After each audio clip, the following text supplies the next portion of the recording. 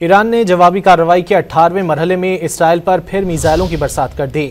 सहूनी अस्करी मराकज़, 2 फ़ज़ाई अड्डे, दिफाई सनतें उड़ा दी गईं।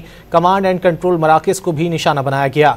तल अवीव और हैफा में कई इमारतें खंडर बन गईं। वस्ती इसराइल के इलाके धमाकों से गूंजते रहे। ईरानी हमलों के बायस 9 दिनों में 25,040 इमारतों को नुकसान पहुंचा। 2,623 गाड़ियां तबाह हुई।